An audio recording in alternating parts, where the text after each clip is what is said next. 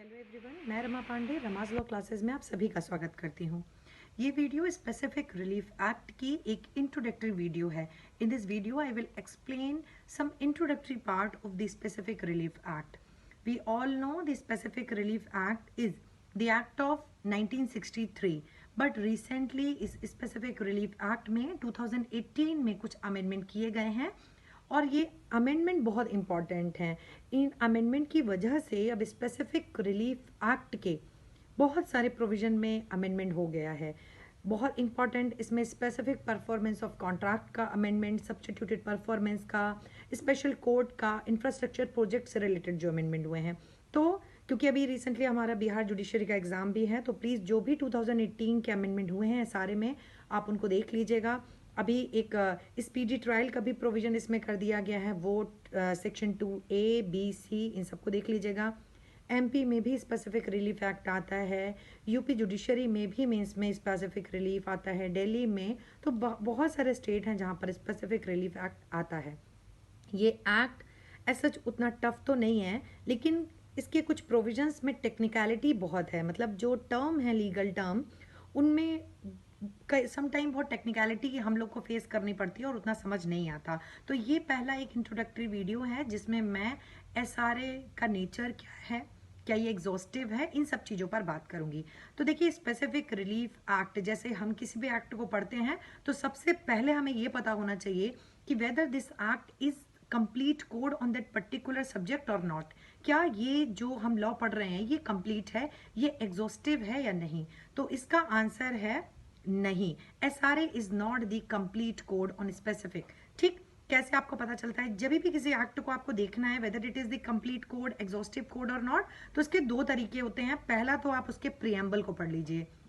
अगर किसी के भी एक्ट के प्रियम्बल में जहां पर आप लिखते हो, जहां पर लिखा होता है to define and amend the law, अगर उस प्रियम्बल में टू डिफाइन एंड अमेंड के साथ में टू कंसोलिडेट द प्रोविजंस लिखा होता है, इट मींस इससे रिलेटेड जो भी प्रोविजंस हैं उन सबको एक जगह कंसोलिडेट कर लिया गया है, तब हम कह सकते हैं कि ये पर्टिकुलर लॉ इस पर्टिकुलर टॉपिक पर, सब्जेक्ट पर कंप्लीट कोड है। लेकिन अगर आप SRA का बेयर एक्ट आप लेके बैठिए और बेयर एक्ट का जो अमेंडमेंट जो इसका प्रियम्बल पार्ट है उसका देखिए लिखा हुआ है, an act to define and amend the law relating to certain kinds of specific relief, it shows that SRA is not the complete code because the term consolidate is missing here. Okay, so it is not the complete code. Again, आप SRA का section 2 clause E भी देख सकते हैं। Clause E, all other words and expressions used herein but not defined and defined in the Indian Contract Act have the meaning respectively assigned to them in that act.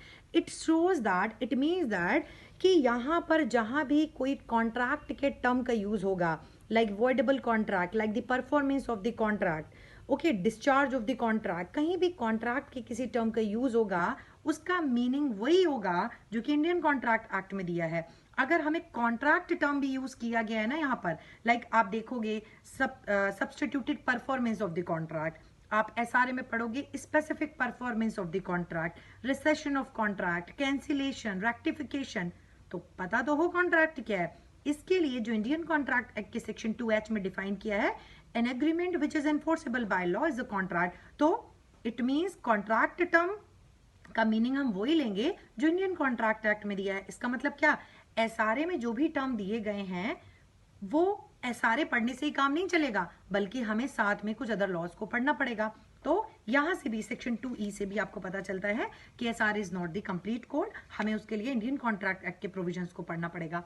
दूसरी चीज आप देख सकते हैं यहां पर एक और है, सेक्शन 3 का clause B, to affect the operation of the Indian registration and on documents except as otherwise provided herein, nothing in this act shall be deemed to affect the provisions affect the operation of the Indian Registration Act. means Indian Registration Act में अगर कहीं ये provision है कि that particular document must be registered, इस दस्तावेज का रजिस्ट्रीकृत होना आवश्यक है, तो फिर उस डॉक्यूमेंट को इन्फोर्स कराना, उस डॉक्यूमेंट के बेसिस पर स्पेसिफिक परफॉर्मेंस कराना तभी पॉसिबल हो पाएगी जब वो रजिस्ट्रेशन एक्ट की जो रिक्वायरमेंट है उसको फुलफिल करता हो। तो आप इसको जस्टिफाई करोगे प्रियम्बल के थ्रू, इसके सेक्शन 2E के थ्रू और सेक्शन 3 के सब क्लॉज बी के थ्रू आप ये कह सकते हो कि specific relief act is not the complete code.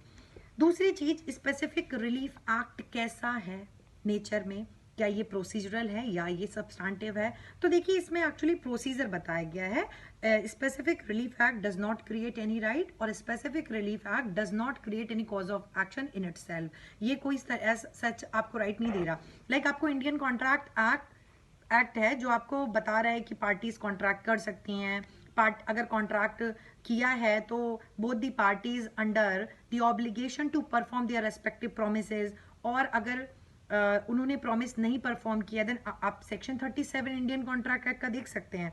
Both the parties are bound to perform, उन्होंने नहीं किया है but and some time their representative में also perform the respective duties ना, अनलेस एंड अनटिल कि वो कॉन्ट्रैक्ट पर्सनल स्किल बेस्ड ना हो, पर्सनल क्वालिटी बेस्ड ना हो, लाइक जहां पर एक्सपीरियंस की जरूरत पड़ती है, like teacher, painter, dancer, singer, इनमें नहीं। बट अदरवाइज जहां पर डिलीवरी ऑफ गुड्स की बात होती है वहां पर रिप्रेजेंटेटिव भी कॉन्ट्रैक्ट को परफॉर्म कर सकते हैं। ओके, तो स्पेसिफिक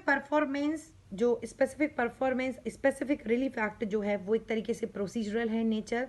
दूसरी चीज, स्पेसिफिक रिलीफ एक्ट का आप यूज कहाँ पे करोगे, ये बहुत इंपॉर्टेंट चीज है। स्पेसिफिक रिलीफ एक्ट क्योंकि ये एक सिविल लॉ है, तो जितने भी राइट आपको सिविल किसी एक्ट से, किसी भी सिविल लॉ से आपको राइट क्रिएट होते हैं, लाइक इंडियन कॉन्ट्रैक्ट एक्ट से आपको राइट मिला कि कॉन्ट्रैक्ट किया, अब उस कॉन्ट्रैक्ट को आप इन्फोर्स करा लोगे, तो वहां पर आप स्पेसिफिक रिलीफ की मदद लोगे।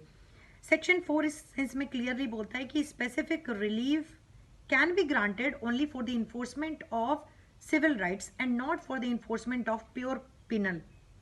मतलब कोई ऐसा राइट है जो सिविल के साथ साथ पिनल भी है, like defamation, it is civil wrong as well as the offence.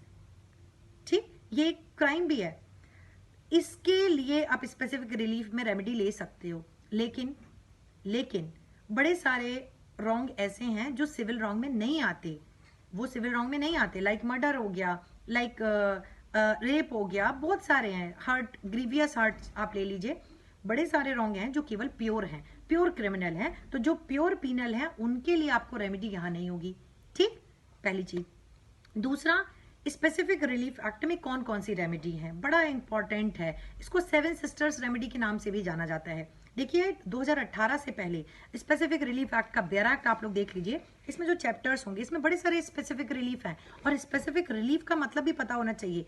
Specific relief तो बड़े सारे हो सकते हैं, but specific relief grants the specific, very special, as it is named relief, what you want from the court. आपको अगर किसी ने आपके घर से बेकब्जा कर दिया, डिस्पोजेस कर दिया, तो आप किस तरीके का रिलीफ चाहोगे? ऑब्वियसली आप चाहोगे कि आपको आपके घर पर कब्जा दिलाया जाए, है ना। आपने किसी व्यक्ति के साथ कॉन्ट्रैक्ट किया कि भाई मेरे प्लॉट पर, आप किसी बिल्डर से कॉन्ट्रैक्ट किया कि आपको 1 साल के अंदर मेरा ये कॉम्प्लेक्स बना के देना है। अगर वो कॉन्ट्रैक्ट नहीं करता है, तो परफॉर्म नहीं करता है, ब्रीच करता है, तो ऑब्वियसली आप उस सेंस में रिलीफ चाहोगे एज इट इज कि भाई जो मैंने कॉन्ट्रैक्ट किया था ना वही परफॉर्म कराओ। रिलीफ तो कॉम्पनसेशन भी हो सकता है, डैमेजेस भी हो सकता है, सब्सटीट्यूटेड परफॉर्मेंस भी। तो आपको क्या चाहिए? आपको as it is. Specific relief का मतलब होता है रिलीफ एज इट इज, जिस चीज से आपको डिप्राइव किया गया एक्चुअली सेम चीज आपको चाहिए, that is called the specific relief. अब स्पेसिफिक रिलीफ एक्ट में ये नेम्ड रिलीफ 7 रिलीफ आप कह सकते हो। पहला आपको दिख जाएगा चैप्टर 1, अगर आप लोगों के पास बेरा एक्ट है तो प्लीज ओपन इट। आप चैप्टर 1 में देख सकते हो जो पहला स्पेसिफिक रिलीफ है वो है specific relief with respect to recovery of possession of property, like possession of movable and immovable property दिया है। दूसरा स्पेसिफिक रिलीफ है specific performance of the contract, जो कॉन्ट्रैक्ट आपने किया है वही कॉन्ट्रैक्ट आपको परफॉर्म करना है। तीसरा स्पेसिफिक रिलीफ है रेक्टिफिकेशन ऑफ द कॉन्ट्रैक्ट। फिर चौथा है कैंसिलेशन ऑफ द इंस्ट्रूमेंट। कई बार ऐसी गलती हो जाती है जिसको हम रेक्टिफाई भी नहीं कराना चाहते, रादर हम उस कॉन्ट्रैक्ट को कैंसिल ही कराने में अपनी ज्यादा भलाई समझते हैं। अगला है declaration decree. Sometime we want to declare our rights, है ना, जो हमारा राइट है, जो हमारा प्रॉपर्टी पर राइट है, हो सकता है हम पैटर्निटी से रिलेटेड, मैटरनिटी से रिलेटेड डिक्लेयर कराना चाहें कि ये व्यक्ति हमारे पिता हैं, ये मेरी माँ है, तो हम इसको भी डिक्लेयर कराना चाहते हैं, ये भी एक स्पेसिफिक रिलीफ है। इंजंक्शन भी एक स्पेसिफिक रिलीफ है। 2018 से पहले हमारे पास केवल इतने ही रिलीफ अवेलेबल थे स्पेसिफिक। 2018 में हमें एक और रिलीफ मिल गया है सेक्शन 20 में, that is the substituted performance of contract. Section 20 में है सब्सटीट्यूटेड परफॉर्मेंस ऑफ कॉन्ट्रैक्ट। ये नया है और इसको हम नेक्स्ट वीडियो के थ्रू इसको हम डिस्कस कर लेंगे, substituted performance of the contract. इससे पहले ये नहीं था। अभी क्या हो गया, अग्रीव्ड के पास स्पेसिफिक परफॉर्मेंस क्लेम कर रहा है। स्पेसिफिक परफॉर्मेंस के अलावा अब उसके पास डैमेजेस पहले भी था, इंजंक्शन पहले भी था, बट अब उसके पास सब्स्टिट्यूटेड परफॉर्मेंस आ गया है, सब प्रोवाइडेड दैट कि सेक्शन 20 की सारी जो कंडीशन है वो फुलफिल हो रही हो। ओके, तो ये रेमेडीज की बात हो गई सेक्शन 20। उसके बाद देखिए 2018 में बड़े अच्छे अमेंडमेंट किए गए हैं। 2018 में काफी अच्छे अमेंडमेंट स्पेसिफिक रिलीफ एक्ट में किए गए हैं। 2018 से पहले स्पेसिफिक परफॉर्मेंस ऑफ कॉन्ट्रैक्ट की का जो रिलीफ था, एक सेकेंड, हाँ, 2018 से पहले स्पेसिफिक परफॉर्मेंस ऑफ कॉन्ट्रैक्ट का जो रिलीफ था, जो अग्रीव्ड होता था, वो कोर्ट से स्पेसिफिक परफॉर्मेंस ऑफ कॉन्ट्रैक्ट मांगता था। तो पहले प्रोविजन क्या था कि सेक्शन 10 में it was the discretion of the court. If court things fit, अगर कोर्ट को लगता था it is appropriate in that particular case और दूसरे व्यक्ति को कॉम्पनसेशन से, डैमेजेस से रिलीफ नहीं मिलेगा, and it is not possible to calculate the damages और it is not possible to provide the relief in the form of monetary compensation, तब कोर्ट उसमें स्पेसिफिक परफॉर्मेंस ग्रांट करता था। But now it is mandatory for the court shall grant specific performance of the contract under section 10 unless and until specific performance of the contract is barred by the provision of specific relief act। like आपको section 14 पढ़ना पड़ेगा, like आपको section 16 पढ़ना पड़ेगा, जहां पर बार दी गई है, जहां पर वो सिचुएशन दी गई है जहां पर की स्पेसिफिक परफॉर्मेंस नहीं है। आप section 10 देख सकते हैं पैरा एक्ट में, इसमें section 11 का क्लॉज 2 जहां पर कोई ट्रस्टी अपनी पावर एक्सीड कर जाता है, सेक्शन 14 एंड सेक्शन 16 वो सिचुएशन है जहां पर स्पेसिफिक परफॉर्मेंस ग्रांट नहीं की जाएगी। Otherwise general rule is that कि अगर आपने कॉन्ट्रैक्ट किया और वो कॉन्ट्रैक्ट दूसरी पार्टी ने ब्रीच कर दिया, देन अग्रीव्ड स्पेसिफिक परफॉर्मेंस ले सकता है। ओके, अब दूसरी बात आती है कि स्पेसिफिक रिलीफ एक्ट है क्या ये अपने आप में रेमेडी प्रोवाइड कर रहा है, राइट, सब कुछ नहीं। It is only the complementary law. Okay, बहुत जरूरी है। देखिए Indian contract act was already there 1872 से, अब उसमें कॉन्ट्रैक्ट कर लिया, कॉन्ट्रैक्ट ब्रीच हो गया, देन सेक्शन 73 वाज देयर कि आप उसमें कॉम्पनसेशन ले लीजिए। But specific relief act 1963 it is a complementary law. ये सिविल लॉज के साथ में कॉम्प्लीमेंट्री लॉ है विच प्रोवाइड एडिशनल रेमेडी। ये आपको एडिशनल रेमेडी देता है। आपने वहां पे तो डैमेजेस मिल ही रहा है, सेक्शन 73 आपको राइट दे रहा है, बट यहां पर आके आप स्पेसिफिक परफॉर्मेंस ले सकते हो। So it is the complementary law. Okay, और ये आपको एक एडिशनल रिलीफ ग्रांट कराता है। आप यहाँ पर सब्स्टिट्यूटेड परफॉर्मेंस ले सकते हो अब कि भाई वो जो डिफॉल्टर था ना, मुझे इससे स्पेसिफिक परफॉर्म कराना ही नहीं है। सबसे बड़ी चीज, अगर if you want to take the benefit of substituted performance of the contract under section 20, अगर आप किसी और व्यक्ति से उस संविदा का पालन कराना चाहते हैं तो फिर आपको स्पेसिफिक परफॉर्मेंस ग्रांट नहीं होगा, आप साथ साथ कॉम्पनसेशन डैमेजेस ले सकते हैं। ओके, तो ये चीज है 2018 देख लीजिएगा। 2018 का जो डेट कब इनैक्ट उसको देख लीजिएगा, 1 अक्टूबर 2018। ये काफी इंपॉर्टेंट है। 7 सिस्टर्स रेमेडी आपका हो गया, कॉम्प्लीमेंट्री लॉ। तो it is the introductory provision and next videos में I will try to make more provision on, I will try to make videos on the other provisions of specific relief act. लेकिन फिर भी आपको मैं बता रही हूँ, ध्यान रखिएगा जो भी अभी एग्जाम्स हैं, इंफ्रास्ट्रक्चर प्रोजेक्ट शेड्यूल जो है सारे में दिया हुआ है। इंफ्रास्ट्रक्चर प्रोजेक्ट 5 तरीके के हैं, वो पढ़ लीजिए। सेक्शन 20A-BC अच्छे से पढ़ लीजिएगा। स्पेशल कोड, कहाँ पर सेंट्रल गवर्नमेंट की पावर, कहाँ पर स्टेट गवर्नमेंट की पावर। ओके, इन सब चीजों को आप लोग देख लीजिएगा। Thank you.